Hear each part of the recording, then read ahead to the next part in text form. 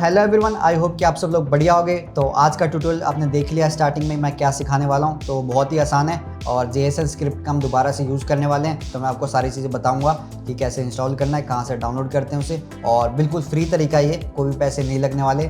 तो करते हैं इस वीडियो को स्टार्ट। तो मैंने कौन सा पेज खोला हुआ है, export composition data to JSON, और ये दूसरा पेज है import composition to Blender. So ये क्या चीज़ है, हम इसे क्यों यूज़ करने वाले हैं। तो आपको याद हो पहले हम यूज़ करा करते थे AE2 ब्लेंड प्लगइन का, जो कि एक पेड प्लगइन है। तो आप लोग हमेशा बोलते रहते थे कि भाई ये पेड प्लगइन है, हमारे लिए कुछ फ्री में लेके आओ जिससे हम tracking data from after effect to Blender transfer कर सकें। तो ये उसी का इलाज लेके आया हूँ आज, और ये बिल्कुल फ्री है। तो दोनों के लिंक आपको डिस्क्रिप्शन में मिल जाएंगे।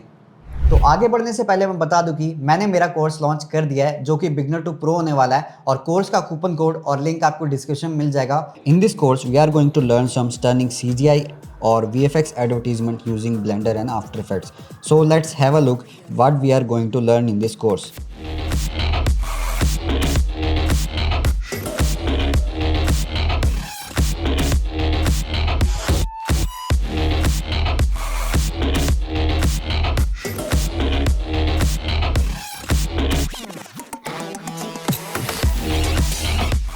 So let me tell you, after learning this skill, you can earn a lot of money by creating these cool CGI for your clients. And this skill have a lot of potential these days because every brand want a CGI artist to promote them. And this course is for beginner to become a pro in no time. So thanks for enrolling in this course. I will see you in the classes. So let's get started. तो पहला जो है ये export composition data to JSON, इसको यहाँ से देखो download raw file इस तरीके से डाउनलोड कर लेना। और इसके बाद ये दूसरा पेज है जो कि हमारा ब्लेंडर का ऐड ऑन है, तो इसको भी डायरेक्ट यहाँ पे डाउनलोड रॉ फाइल पे क्लिक करके डाउनलोड कर लेना। तो देखो दोनों चीज़ें हमारी डाउनलोड हो गई हैं, और मैं फ़ोल्डर खोल के दिखाऊं तो यहाँ पे मैंने इसको इस फोल्डर में रख लिया है। तो इसे इंस्टॉल कैसे करना है वो सिखा देता हूँ मैं आपको फटाफट से। तो पहले मैं अपना आफ्टर इफेक्ट ओपन कर लेता हूँ। तो मैं यहाँ पर 2023 यूज़ कर रहा हूँ आफ्टर इफेक्ट, और इससे ये कोई मैटर नहीं करता, आप कोई भी वर्जन यूज़ कर लो, ये सारी चीज़ें सेम तरीके से काम करती हैं। तो यहाँ पे आप देख सकते हो, तो यहाँ पे जाना आपको फाइल और यहाँ पर स्क्रिप्ट। तो देखो यहाँ पर मेरा export composition data to JSON ये पहले से ही आ रहा है क्योंकि मैंने इसे इंस्टॉल कर रखा है। तो आपको क्या करना है, यहाँ पे जाना है इंस्टॉल स्क्रिप्ट फाइल, और आपको वहाँ पर जाना है जहाँ पर आपने तो ये रही वो फाइल, इस पर डबल क्लिक करोगे तो ये कुछ इस तरीके से आ जाएगा। इसके बाद आपको इंस्टॉल कर लेना है, बिल्कुल आसान है। तो ये ओवरराइट के लिए बोल रहा है क्योंकि मैंने पहले से इंस्टॉल करके रखा है, तो मैं स्किप कर देता हूँ इसे। और इसके बाद हम आ जाते हैं अपने ब्लेंडर पे। तो मैं डेस्कटॉप पे चला जाता हूँ। तो हम ब्लेंडर 4.1 यूज़ कर रहे हैं जो बिल्कुल लेटेस्ट है। तो मैं सारी चीज़ों को यहाँ पर डिलीट कर देता हूँ पहले। तो मैं इंपोर्ट में जाऊँगा, यहाँ पर एडिट में जाऊँगा, प्रेफरेंसेस, और यहाँ पर इंस्टॉल। तो देखो ये रहा हमारा एड ऑन, तो ये रहा हमारा add on import com to Blender. इस पर डबल क्लिक करोगे तो यहाँ पर इंस्टॉल हो जाएगा। तो मेरा पहले से इंस्टॉल है, तो मैं आपको दिखा देता हूँ। तो ये रहा, आप देख सकते हो import export import after effect composition. So ये इस तरीके से आ जाएगा, इसको यहाँ से अनेबल कर लेना, और इसके बाद से प्रेफरेंसेस कर लेना, और इसके बाद यहाँ पे जाओगे इंपोर्ट में, और यहाँ पर इंपोर्ट। तो यहाँ पर आप देख सकते हो after effects composition data comma converted JSON file. तो ये इस तरीके से यहाँ पे शो करेगा। तो बाद में हम इसका यूज़ करके इंपोर्ट करेंगे हमारे डेटा को। तो यहाँ तक देखो ये दोनों के लिंक मैं आपको दे दूँगा डिस्क्रिप्शन में। तो दोनों इस तरीके से डाउनलोड करके इंस्टॉल करना है, जो कि बिल्कुल आसान है, कोई बड़ी बात नहीं है। तो देखो सबसे पहले ना हम ये वीडियो डाउनलोड करेंगे, तो इसका लिंक आपको डिस्क्रिप्शन में मिल जाएगा। ये वीडियो बिल्कुल फ्री है pexel.com पे। तो इस एरो पे क्लिक करो तो यहाँ पर अलग अलग रेजोल्यूशन है, तो हम इसे 1920 में डाउनलोड कर लेंगे। डाउनलोड सिलेक्टेड साइज़, तो यहाँ से ये डाउनलोड हो जाएगा। तो यहाँ पर देखो हमारी वीडियो डाउनलोड होकर आ गई है, और मैं इसे अभी आफ्टर इफेक्ट में डालूँगा। तो यहाँ से ड्रैग एंड ड्रॉप करके आफ्टर इफेक्ट में डाल लो, और यहाँ पर अपनी कंपोजिशन क्रिएट कर लो। तो यहाँ पर आप देख सकते हो ये वीडियो आ गई है। तो इस वीडियो की लेंथ है जो 18 सेकंड है, हम इसे थोड़ा छोटा करेंगे। तो मैं चला जाता हूँ इस फ्रेम पे, तो 6 फ्रेम पे जाके B दबाना है, तो लेफ़्ट साइड से टाइमलाइन बंद हो जाएगी। और कुछ यहाँ से आ जाओ आप,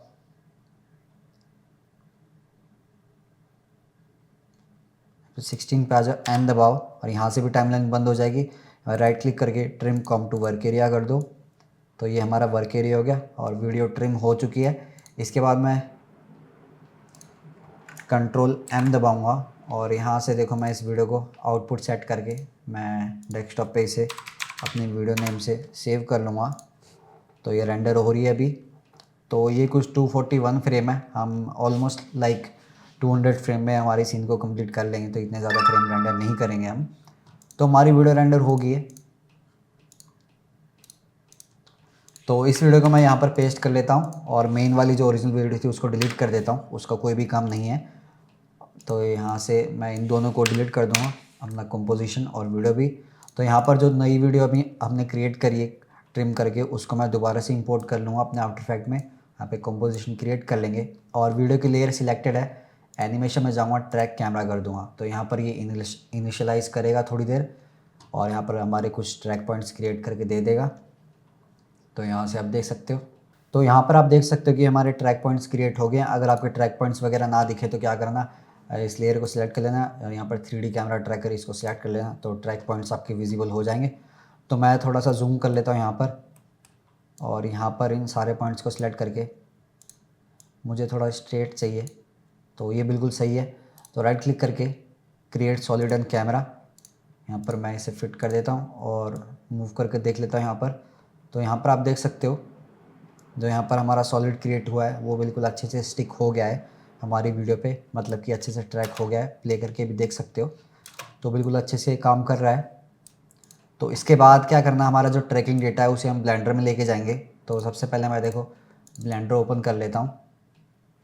तो यहाँ पर हमारा ब्लेंडर ओपन हो गया। मैं AC सिलेक्ट करके सारी चीज़ों को डिलीट कर दूँगा। यहाँ पर स्क्रीन कास्ट की को अनेबल कर देता हूँ, तो यहाँ पर सारे आपको कीज़ वगैरह दिखेंगे। तो देखो ये हमारी वीडियो है। तो अभी हमें क्या करना है, जो आफ्टर इफेक्ट की स्क्रिप्ट है उसका यूज़ करके ट्रैकिंग डेटा को कॉपी करना है यहाँ से, मतलब कि एक्सपोर्ट करना है पहले, फिर उसे ब्लेंडर में एक एड ऑन के हेल्प से इंपोर्ट करेंगे। तो इन दोनों को सिलेक्ट कर लिया। इसके बाद जाना file, script, export composition data to JSON और यहाँ पर ब्राउज़। मैं इसे डेस्कटॉप पे रख लेता हूँ ट्रैकिंग डेटा।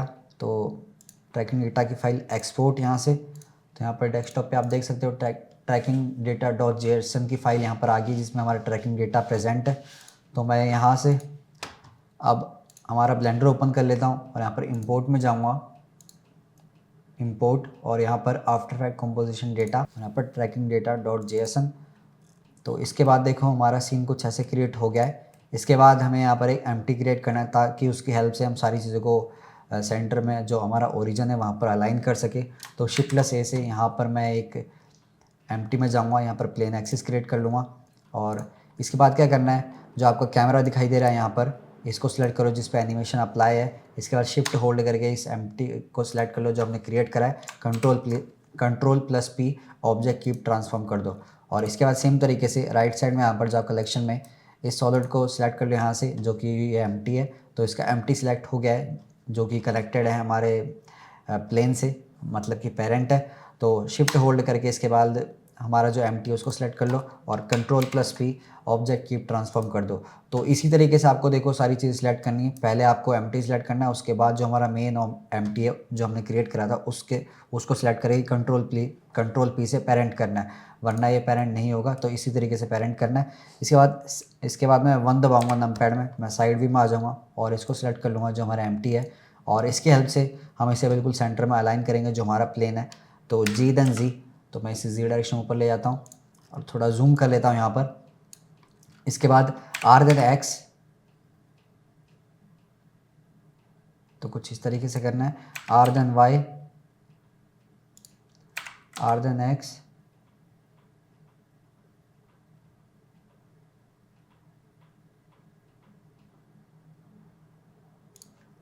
तो यहाँ पर हो गया है G। तो यहाँ पर आप देख सकते हो ये बिल्कुल अच्छे से हो गया है। तो थोड़ा इसको सही से करने के लिए, बाकी इतना परफेक्ट करने की ज़रूरत नहीं है क्योंकि इसकी कोई ज़रूरत नहीं पड़ने वाली है हमारे सीन में इतनी ज़्यादा।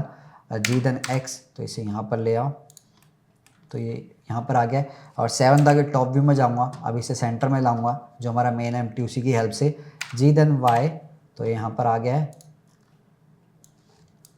इसके बाद G, Y, तो यहाँ पर आ गया। अब मैं कैमरा व्यू पे चला जाता हूँ।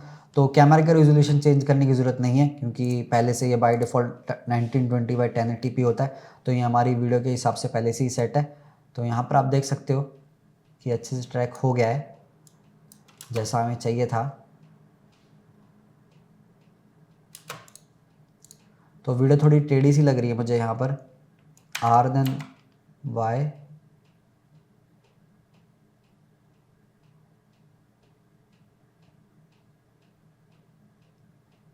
तो यहाँ पर अब हमारा कैमरा बिल्कुल सीधा लग रहा है, लेकिन जो प्लेन है वो थोड़ा टेढ़ा लग रहा है, लेकिन कोई दिक्कत नहीं है, इसकी ज़्यादा हमें यूज़ है नहीं। जो हमारा प्लेन है, हमें यहाँ पर खाली हमारा जो एरोप्लेन है वो एनिमेट करना है क्लोथ के साथ, तो बिल्कुल आसान तरीके में हो जाएगा, कोई दिक्कत नहीं है। तो इसके बाद हमारा जो कैमरा है उसको सिलेक्ट कर लो, यहाँ पर आ जाओ और यहाँ पर बैकग्राउंड इमेजेस को अनेबल कर दो, add image and movie clip and open. अब वो वाली वीडियो जो हमने एक्सपोर्ट करी थी ट्रिम वगैरह करके, उसको अप्लाई करना है यहाँ पर। तो ये रही वो वीडियो, यहाँ पर अप्लाई हो गया। तो यहाँ पर हमारी वीडियो विजिबल होगी, यहाँ पर आप देख सकते हो अच्छे से हमारा सीन भी ट्रैक है। तो इसके बाद यहाँ पर ओपेसिटी को इंक्रीज़ कर दो तो वीडियो बिल्कुल अच्छे से दिखाई देने लग जाएगी। तो इसके बाद हमें यहाँ पर हमारा एरोप्लेन लेके आना है और हमारा जो क्लोथ है उसका एनिमेट करना है। तो एरोप्लेन मैं बता देता हूँ, स्केचफैब पे मैंने ये वाला डाउनलोड करा है, इसका भी लिंक डिस्क्रिप्शन मिल जाएगा। तो यहाँ पे देख सकते हो, तो ये मेन में जाओगे तो यहाँ पर आपको ये एनिमेटेड होता दिखेगा, और इसे मैं यहाँ पर देखो 1x पे कर देता हूँ ताकि जो हमारा फ़ैन है वो थोड़ा फास्ट एनिमेट हो। तो इसके बाद ये सब हो जाने के बाद यहाँ पर डाउनलोड 3D मॉडल करके GLT फॉर्मेट में इसे डाउनलोड कर लेता हूँ। तो यहाँ पर देख सकते हो हमारे प्लेन का मॉडल डाउनलोड हो गया। मैं एक्सट्रैक्ट कर लूँगा इसकी फ़ाइल को, तो यहाँ पर एक्सट्रैक्ट भी हो गया और मैं इस जो जिप फाइल थी इसको डिलीट कर दूँगा। तो ये हमारा प्लेन है, उसके कुछ टेक्सचर्स हैं। तो मैं चला जाता हूँ ब्लेंडर में और यहाँ पर इंपोर्ट GLTF फॉर्मेट, क्योंकि हमने GLTF फॉर्मेट में से डाउनलोड करा था। यहाँ पर देख सकते हो GLTF फॉर्मेट। तो GLTF फॉर्मेट टेक्सचर्स को ऑलरेडी अप्लाइड देता है, टेक्सचर्स वगैरह लगाने की आपको मैनुअली ज़रूरत नहीं पड़ती। तो यहाँ पर GLTF फॉर्मेट को सिलेक्ट करके मैं हमारा जो प्लेन है, जो भी एरोप्लेन कह लो चाहे, उसको मैं इंपोर्ट करूँगा यहाँ पर। तो ये रहा हमारा प्लेन। तो प्लेन हमारे यहाँ पर आ गया है। तो प्लेन का साइज़ काफ़ी ज़्यादा बड़ा है और यहाँ पर राइट साइड में आप देख सकते हो ये एम्प्टी से कनेक्टेड है। तो मैं एस इसकी स्केलिंग को डाउन कर लूँगा थोड़ा, R देन Z। तो 7 दबा के मैं टॉप व्यू में चला जाता हूँ और इसके बिल्कुल स्ट्रेट कर लूँगा और इसको मैं यहाँ पर सेट कर लूँगा। और बेसिकली इस प्लेन को डिलीट करना चाहो तो डिलीट कर सकते हो, अब इसकी कोई भी ज़रूरत नहीं है। तो इस पर कुछ बाय डिफ़ॉल्ट ना की फ्रेम्स लगे आए हैं जिनकी हमें ज़रूरत भी नहीं है। तो यहाँ देख सकते हो प्लेन काफ़ी ज़्यादा हिल रहा है। हम चाहते हैं कि हमारा जो फ़ैन है, ये जो इसका फ़ैन है ये आगे की तरफ ये खाली ये एनिमेट हो, बाकी चीज़ें एनिमेट ना हो। हम उसे मैन्युअली एनिमेट कर लेंगे। तो 0 फ्रेम पे आके इस एम्प्टी को सेलेक्ट करो, तो इस पर कुछ की फ्रेम लगे हैं, इसको डिलीट कर दो। और इस एम्प्टी को सेलेक्ट करो, इसके भी की फ्रेम्स को डिलीट कर दो। और इसके अंदर देखो, यहाँ पर ध्यान से देखोगे तो ये एम्प्टी एक और दिखाई दे रहा है, ये सिलेक्ट है, इसके भी की फ्रेम को डिलीट कर दो। इसके बाद देख सकते हो अगर ये एनिमेट हो रहा है। तो अब हम क्या करेंगे, मैं इसके अंदर जाऊँगा, एक एक चीज़ों को सिलेक्ट करूँगा। तो प्लेन को सिलेक्ट करने के बाद प्लेन का एनिमेशन यहाँ पर आ गया, डिलीट।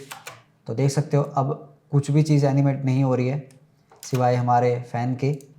तो फ़ैन को सिलेक्ट करूँगा और यहाँ से अंदर जाऊँगा जहाँ पर फ़ैन है, तो इसके अंदर ये आइकन दिख रहा है आपको, तो यहाँ पर देख सकते हो। तो यहाँ पर की फ्रेम्स है कुछ, इनको भी डिलीट कर दूँगा और इसको सिलेक्ट करूँगा तो यहाँ पर कुछ की फ्रेम्स दिखाई दे रहे हैं जो कि हमारे फ़ैन के हैं। तो मैं यहाँ पर आ जाऊँगा 71 फ्रेम पे, क्योंकि 71 फ्रेम इसका लास्ट फ्रेम है। तो 72 पे आ जाता हूँ और Ctrl+C देन Ctrl+V, और इसी तरीके से हम देखो इसकी इंक्रीज़ कर देंगे इसको Ctrl+V, ताकि ये बिल्कुल एंड फ्रेम तक एनिमेट हो। तो मैं 0 दबा के कैमरा क्यूब पे आ जाता हूँ और यहाँ पर देखता हूँ हमारी वीडियो कहाँ तक है। तो ये रहा हमारा एनिमेशन कैमरा का। तो यहाँ पर हमारी वीडियो की जो लेंथ है 240 फ्रेम तक है। तो यहाँ पर 241 कर लो, सॉरी, क्योंकि 241 फ्रेम थे हमारी वीडियो में। और ये मैं क्यों बोल रहा हूँ, क्योंकि जो आफ्टर इफेक्ट में फ्रेम्स होते हैं वो 0 से स्टार्ट होते हैं, लेकिन जो ब्लेंडर में फ्रेम्स होते हैं वो 1 से स्टार्ट होते हैं। तो आपको क्या करना है, जो एनिमेशन लगा हुआ है आपके कैमरा पे उसको थोड़ा सा ड्रैग करके 1 पे ले आओ। तो 1 पे लाते ही आपका जो ट्रैकिंग है वो बिल्कुल परफेक्ट तरीके से काम करेगा। तो यहाँ पर आप देख सकते हो। इसके बाद यहाँ से इसको क्लोज़ कर दो और इसको सेलेक्ट करो और यहाँ पर देखो प्लेन को इस साइड लेके जाओगे तो कुछ इस तरीके से एनिमेट होगा ये। तो यहाँ पर ले आओ। तो इसके बाद हमें यहाँ पर एक क्लोथ क्रिएट करना है, तो उसके लिए क्या करना है, Shift+A, एक प्लेन क्रिएट करो, ऐसे उसके स्केलिंग को इंक्रीज़ कर दो, 7 दबा के टॉप व्यू में आ जाता हूँ मैं। तो इतना सही है। S देन X, तो इस X डायरेक्शन में इतना इंक्रीज़ कर लो जितना आप करना चाहो। फिर टैब दबा के एडिट मोड में आ जाओ और इसे राइट क्लिक से सब डिवाइड कर दो।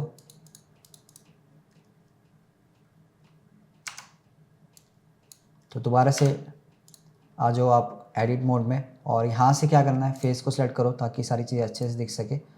तो नीचे से 2 को छोड़ दो और ऊपर से 2 को छोड़ दो। तो नीचे से मैंने 2 को छोड़ दिया, ऊपर से भी मैं 2 को छोड़ दूँगा। तो इतना सिलेक्ट है। तो ऊपर से भी देखो 2 फेसेस अनसिलेक्ट हैं और यहाँ से भी अनसिलेक्टेड है। तो इसके बाद डिलीट दबा कर मैं फेसेस को डिलीट कर दूँगा। तो यहाँ पर देख सकते हो यहाँ से जो हमारा क्लोथ है वो हैंग होगा, तो इतना स्पेस है वो रह गया। इसके बाद वर्टिसेस मोड में चले जाओ वापस यहाँ से और यहाँ से इतने वर्टिसेस हैं जो इनको सिलेक्ट कर लो और यहाँ पर वर्टेक्स ग्रुप में आ जाओ। यहाँ प्लस के आइकन पर दबा के ग्रुप को क्रिएट करो और असाइन कर दो। तो ये असाइन हो गया। यहाँ पर क्लिक करके आप सेलेक्ट पे जाके सिलेक्ट करोगे तो आपको दिख जाएगा कि इतनी चीज़ें असाइन होगी। तो टैब दबा के एडिट मोड से बाहर आ जाओ। इसके बाद यहाँ पर देखो इसे थोड़ा रोटेट करेंगे, RX देन 90, तो ये यहाँ पर आ गया। तो 0 दबा के कैमरा क्यू पे आ जाऊँगा और यहाँ पर ले आऊँगा इसे। तो इसकी साइजिंग है वो देख सकते हो काफ़ी ज़्यादा बड़ी है, मतलब इतनी बड़ी कि हमें ज़रूरत भी नहीं है। तो यहाँ से मैं देखो इसकी स्केलिंग है थोड़ी सी डिक्रीज़ करूँगा और ताकि जो ये प्लेन का जो पीछे का हिस्सा है उससे कनेक्ट हो जाए अच्छे से। तो यहाँ पर आप देख सकते हो ये बिल्कुल अच्छे से प्लेन के साथ अलाइन हो गया है। तो प्लेन को सिलेक्ट करता हूँ मैं, थोड़ा इस साइड कर लो। हाँ, तो यहाँ पर देख सकते हो प्लेन के बिल्कुल अंदर जा रहा है, तो मतलब कि अच्छे से कनेक्ट हो गया है।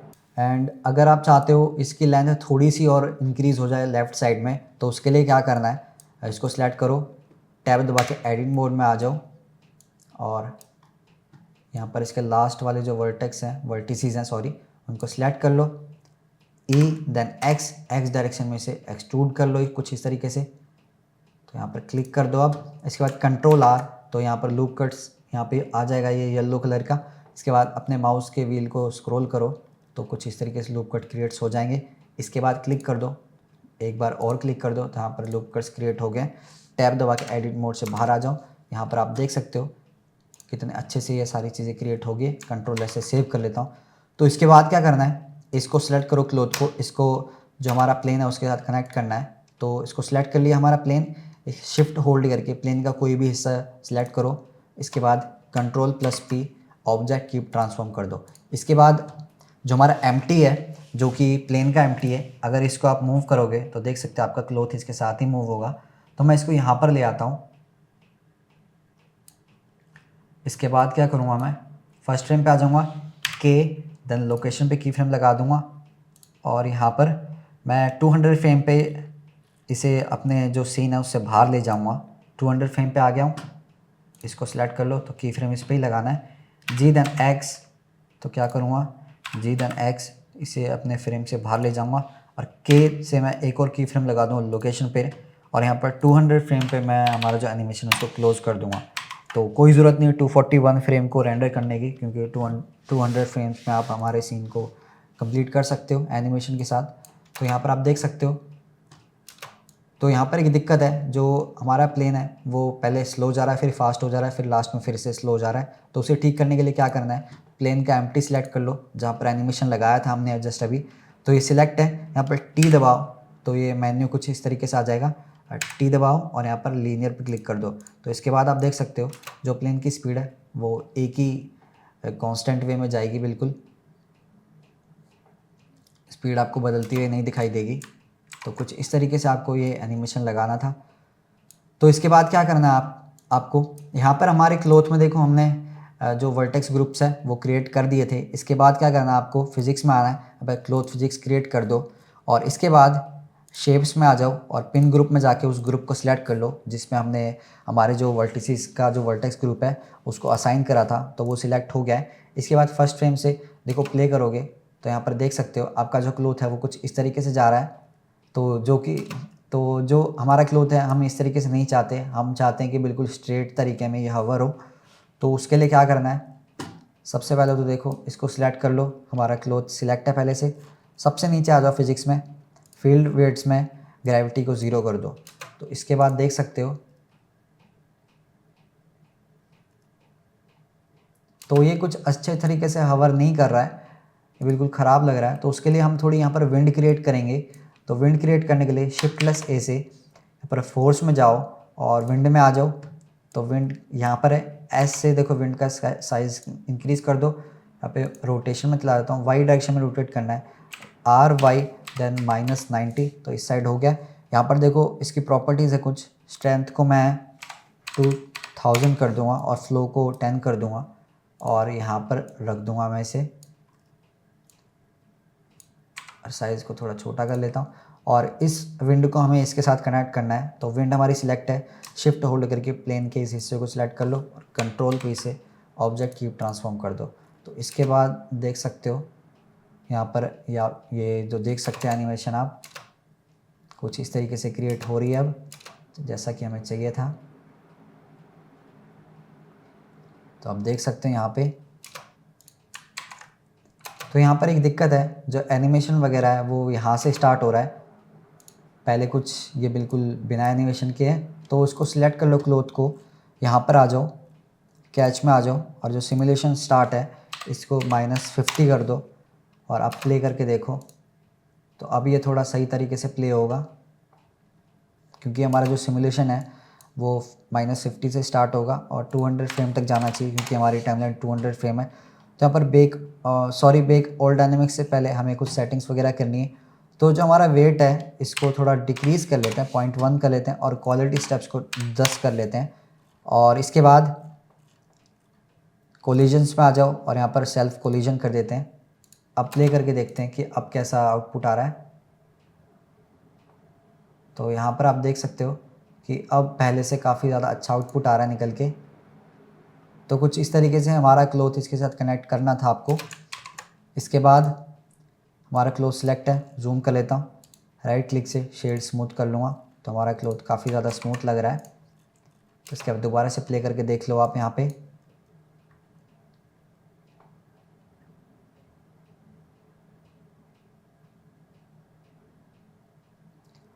तो कुछ इस तरीके से देखो प्ले हो रहा है जैसा हमें चाहिए था। तो यहाँ तक देखो सारी चीज़ें हो गई हैं। इसके बाद क्लोथ सिलेक्टेड है आपका पहले से, तो इसके बाद आ जाओ बेक और डायनेमिक्स कर दो। तो ये -50 फ्रेम से 200 फ्रेम तक बेक हो जाएगा आपका सीन। और बेक करना काफ़ी ज़्यादा इंपॉर्टेंट होता है, वरना आपका सीन ख़राब हो जाएगा, रेंडर में एनिमेशन निकल के नहीं आएगा जैसा एनिमेशन आपको व्यूपोर्ट में दिख रहा है। तो बेक इसको हमेशा याद से कर लिया करो। तो देख सकते हो कुछ इस तरीके से हमारा प्लेन उड़ के जा रहा है। तो अब इसके बाद डायरेक्टली हम रेंडर में आ जाते हैं। तो रेंडर में आ जाओ, रेंडर को साइकिल्स कर लो, डिवाइस को GPU कंप्यूट और यहाँ पर 50 कर लो और रेंडर में मैं 128 कर लेता हूँ। और इसके बाद मोशन ब्लर को भी अनेबल कर लो क्योंकि जो प्लेन का जो फ़ैन है वो भी मोशन ब्लर होना चाहिए और जो हमारा क्लोथ है उसमें भी मोशन ब्लर होना चाहिए। इसके बाद मैं यहाँ से रेंडर कर दूँगा। तो रेंडर करते ही आपका सीन कुछ इस तरीके से दिखाई देगा। तो हमें यहाँ पर एक HDRI चाहिए ताकि हमारा सीन अच्छे से दिख पाए, लेकिन उससे पहले फिल्म में जाऊँगा, ट्रांसपेरेंट कर दूँगा। तो यहाँ पर देख सकते हो कोई भी लाइट नहीं है। तो उसके लिए मैं जाऊँगा HDRI में, पॉली हेवन वेबसाइट है जो हमारी HDRI के लिए जो प्रोवाइड करती है बिल्कुल फ्री में। तो जो HDRI हम डाउनलोड करेंगे उसका लिंक भी डिस्क्रिप्शन में मिल जाएगा। तो देखो मैं थोड़ा स्क्रॉल करूँगा तो ये वाला जो मुझे सही लग रहा है बिल्कुल, तो मैं इसे डाउनलोड कर लेता हूँ यहाँ से। तो यहाँ पर देखो हमारी फ़ाइल डाउनलोड होगी, जो .exr फाइल में हमारा HDRI है वो डाउनलोड हो गया है। तो इसे हम अप्लाई करेंगे। तो वर्ल्ड प्रॉपर्टीज़ में आ जाओ, कलर में जाओ, एनवायरनमेंट टेक्सचर यहाँ से ओपन करो, एसेट्स में जाता हूँ और इसको अप्लाई कर देता हूँ। तो अप्लाई करते ही आपका सीन कुछ इस तरीके से दिखाई दे रहा है। तो यहाँ पर आप देख सकते हो आपका सीन रेडी हो गया है। इसके बाद आप चाहो तो कुछ चेंजेस वगैरह कर सकते हो, लाइक इसको सिलेक्ट करो, यहाँ पर टेक्सचर्स में आ जाओ, प्लस के आइकन पे जाके बेस कलर को यहाँ से देखो रेड कर सकते हो थोड़ा सा, और इस तरीके से कर सकते हो। और यहाँ पर टेक्सचर्स अप्लाई करना चाहो तो कर सकते हो आप अप्लाई। और इसके बाद मैं कुछ कॉस्मेटिक प्रोडक्ट्स डाउनलोड करूँगा और उनको भी अप्लाई करेंगे। तो कॉस्मेटिक सर्च कर लेना स्केचफैब पे, ये वाला जो कॉस्मेटिक प्रोडक्ट है इसको डाउनलोड कर लेते हैं हम। यहाँ पे download 3D model GLTF format में इसे डाउनलोड कर लूँगा मैं। तो इसको मैं देखो यहाँ पर एक्सट्रैक्ट कर लूँगा और ओरिजिनल को डिलीट कर दूँगा। इसके बाद इंपोर्ट में जाऊँगा और यहाँ पर GLTF बैक आ जाऊँगा, कॉस्मेटिक ट्यूब सीन, और यहाँ से देखो स्केलिंग को इंक्रीज़ कर लूँगा और इसको सिलेक्ट करके मैं डिलीट कर देता हूँ। और इसको सिलेक्ट करूँगा, शिफ्ट होल्ड करके इसके टेक्सचर्स को सिलेक्ट कर लो इस तरीके से, और कंट्रोल जैसे ज्वाइन कर दो। और मैं थोड़ा इसे रोटेट कर लूँगा। तो यहाँ पर ये सही लग रहा है। इसके बाद मैं शिफ्ट+A से एक प्लेन क्रिएट करूँगा, ऐसे मैं स्केल अप कर लूँगा उसे, और इसको मैं इसके अंदर डाल दूँगा कुछ इस तरीके से। और प्लेन को सिलेक्ट करके मैं यहाँ पर आ जाऊँगा और यहाँ पर विजिबिलिटी में जाके होल्ड आउट क्रिएट कर दूँगा। तो कुछ इस तरीके से हो जाएगा, क्योंकि यहाँ पर रिफ्लेक्शंस वगैरह देखो वाटर में है नहीं, जो भी यहाँ पर आप बोर्ड्स वगैरह देख सकते हो, तो रिफ्लेक्शन वगैरह क्रिएट करने की कोई ज़रूरत नहीं है हमें। इसके बाद आपका सीन कुछ इस तरीके से रेडी हो गया है। तो यहाँ पर रेंडर में आ जाओ। हाँ, 128 मैक्स सैम्पल है, इमेज कर लो।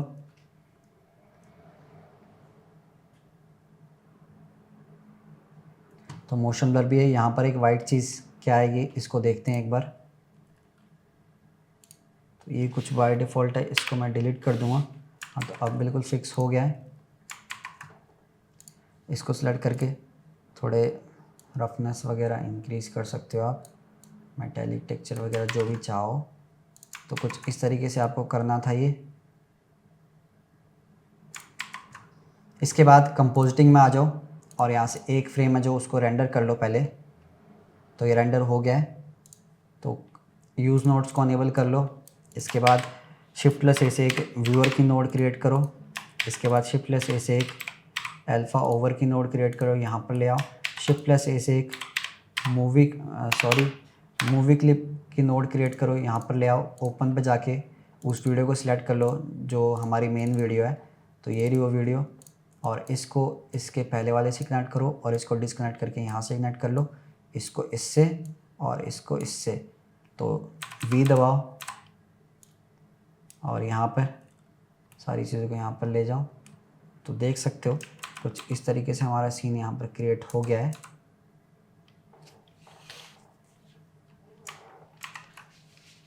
तो कुछ इस तरीके से आप क्रिएट कर सकते हो अपने सीन को। इसके बाद आउटपुट में आके अपने आउटपुट को सेट कर लो जहाँ पर आपको अपना आउटपुट चाहिए। तो मैं अपने आउटपुट को सेट कर लेता हूँ।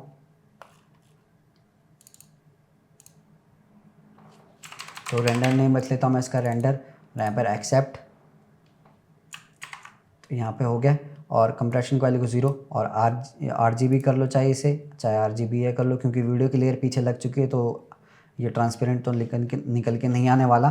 तो यहाँ तक देखो हमारी सारी चीज़ें होगी। इसके बाद तो देखो रेंडर करने से पहले हम एक चीज़ को फिक्स करेंगे। जो हमारी लाइट है वो काफ़ी ज़्यादा ब्राइट है, हमारे सीन के साथ मैच नहीं करी, तो उसको कैसे फिक्स करना है।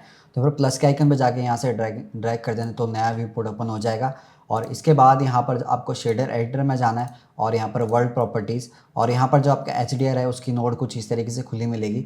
तो आपको ये चीज़ नहीं दिख रही होगी, तो ये चीज़ कैसे ओपन होती है, Ctrl+T से ओपन होती है, और Ctrl+T के बाद ये नोड आपको यहाँ पर दिख जाएगी। और Ctrl+T से अगर ये ओपन नहीं हो रही तो आपको क्या करना है, एडिट में जाना है, प्रेफरेंसेस, और यहाँ पर आपको सर्च कर लेना है नोड, और ये नोड रैंगलर जो ऑप्शन आएगा इसको ये डिसेबल होगा, इसको अनेबल कर लेना और से प्रेफरेंसेस। इसके बाद आपको Ctrl+T दबाना है, तो आपकी नोड कुछ इस तरीके से ओपन हो जाएगी। तो एक चीज़ यहाँ पर आपको देख लेनी है, अब जो आपकी जो लाइट है वो सन की लाइट है वो इस साइड से आ रही पूरे सीन में, और जो हमारा जो ये ओरिजिनल सीन है इसकी लाइट कुछ आगे की तरफ से आ रही, इसलिए ज़्यादा ब्राइट लग रहा है और अपने सीन के साथ ये अच्छे से मर्ज नहीं हो पा रहा, कंपोजिट नहीं हो पा रहा मतलब। तो उसके लिए क्या करना है आपको, सबसे पहले रेंडर में आ जाओ और ट्रांसपेरेंट को डिसेबल कर दो ताकि हमारा HDR है विजिबल हो पाए। इसके बाद यहाँ पे जो Z की रोटेशन है इसको माइनस की तरफ कर दो, तो यहाँ पर आप देख सकते हो जो लाइट है वो उस साइड चली गई है अब, और जी की डायरेक्शन में थोड़ा सा इसे नीचे ले आओ कुछ इस तरीके से, और थोड़ा मैं इसे फिर से इस साइड रोटेट कर लूँगा। कंट्रोल से सेव कर दो। तो अब बिल्कुल परफेक्ट लग रहा है। यहाँ से ट्रांसपेरेंट को दोबारा अनेबल कर दो। तो अब देख सकते हो अब आपका सीन थोड़ा अच्छा दिखाई दे रहा है और यहाँ पर थोड़ा रियलिस्टिक लग रहा है। इसके बाद इसको सिलेक्ट करो, टेक्सचर्स में आ जाओ, यहाँ पर इसकी मेटेलिक टेक्सचर को थोड़ा डिक्रीज़ कर दो और रफनेस को पूरा इंक्रीज़ कर दो। मेटेलिक टेक्सचर को भी थोड़ा कर सकते हो। और यहाँ से अगर मैं इसका येलो कलर कर दूँ तो येलो कलर काफ़ी ज़्यादा अच्छा दिखाई दे रहा है। रेड भी कर सकते हो आप चाहो तो, क्योंकि रेड भी काफ़ी ज़्यादा अच्छा दिखाई दे रहा है वैसे भी। तो ये कुछ मैं ऑरेंज टाइप इसका टेक्सचर कर दूंगा यहाँ पर। तो अब काफ़ी अच्छा लग रहा है हमारा सीन। तो ये सारी चीज़ें हो गई हैं और सारी सेटिंग्स मैंने आपको बता दी थी पहले ही। तो यहाँ तक आ गए हो तो सेम चीज़ रहने देनी है आपको। सारी सेटिंग्स जो भी रेंडर वगैरह की आउटपुट वगैरह आपने सेट कर ही लिया था। तो इसके बाद डायरेक्टली आपको कंट्रोल F12 दबा देना, आपका रेंडर स्टार्ट हो जाएगा आपकी वीडियो के साथ बैकग्राउंड में। तो या फिर कंट्रोल F12 दबा लो या फिर रेंडर में आके रेंडर एनिमेशन कर दो, एक ही बात है। और आपका रेंडर थोड़ा फास्ट हो, ज़्यादा लोड ना पड़े, तो व्यू पोर्ट में जाके इस रेंडर को सॉलिड में कर दो। यहाँ पर रेंडर देखने की कोई ज़रूरत नहीं है, आप अपने रेंडर को यहाँ पर देख सकते हो। तो कुछ इस तरीके से आपको रेंडर करना है। और यहाँ पर कंपोजिटिंग की अगर नोट देखें तो सारी चीज़ें यहाँ पर कनेक्टेड है पहले से ही, जैसा आपने करा था। तो इस तरीके से आपको आपके सीन में काम करना होता है।